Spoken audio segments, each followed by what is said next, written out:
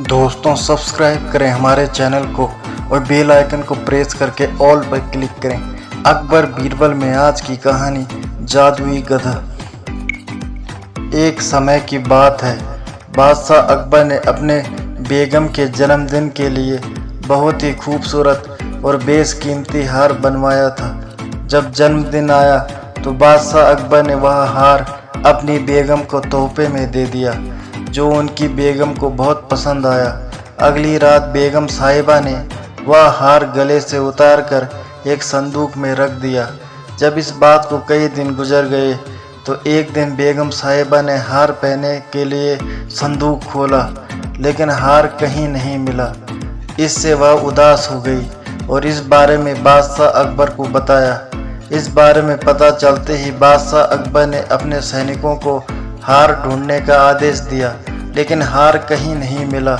इससे अकबर को यकीन हो गया कि बेगम का हार चोरी हो गया है। फिर अकबर ने बीरबल को महल में आने के लिए बुलावा भेजा। जब बीरबल आया तो अकबर ने सारी बात बताई और हार को खोज निकालने की जिम्मेदारी उसे सौंप दी।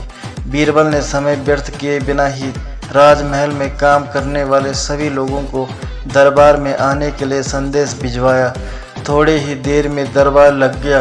दरबार में अकबर और बेगम सहित सभी काम करने वाले हाजिर थे, लेकिन बीरबल दरबार में नहीं था।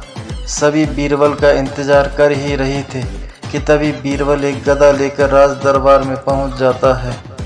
देर से दरबार में आने के लिए बीरबल बादशाह अकबर से माफ़ी मांगता है।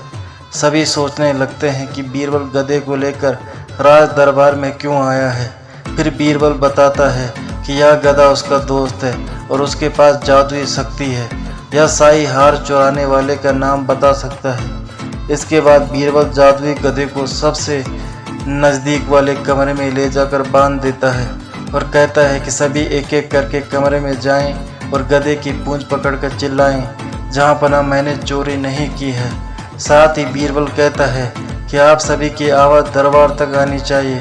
सभी के पूंछ पकड़कर चिल्लाने के बाद आखिर में गधा बताएगा कि चोरी किसने की है। इसके बाद सभी कमरे के बाहर एक लाइन में खड़े हो गए और एक एक करके सभी ने कमरे में जाना शुरू कर दिया।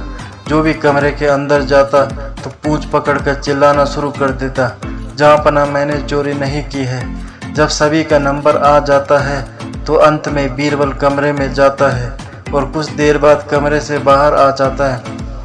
फिर बीरबल सभी काम करने वालों के पास जाकर उन्हें दोनों हाथ सामने करने को बोलता है और एक एक करके सभी के हाथ सूंघने लगता है।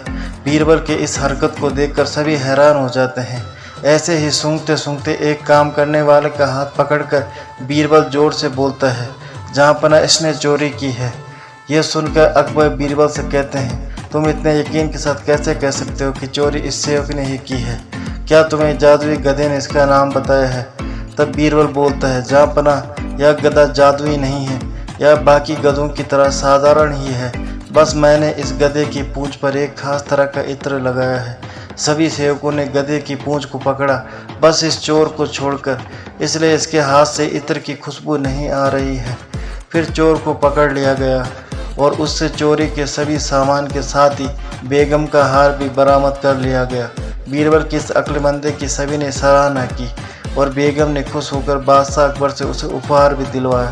तो दोस्तों, इस कहानी से हमें यह सीख मिलती है कि बुरे काम को कितना भी छुपाने की कोशिश करो, एक दिन सबके सामने आ ही जाता है। इसलिए बुरे काम नहीं करने चाहिए। तो दोस्तों, ये थी आज की कहानी। उम्मीद करता हूँ आपको कहानी पसंद आई होगी। अगर आपको कहानी पसंद आई है तो चैनल को सब्सक्राइब करें, बेल आइकन को प्रेस करके ऑल पर क्लिक करें, वीडियो को लाइक था शेयर करें और हमें सपोर्ट करें। धन्यवाद।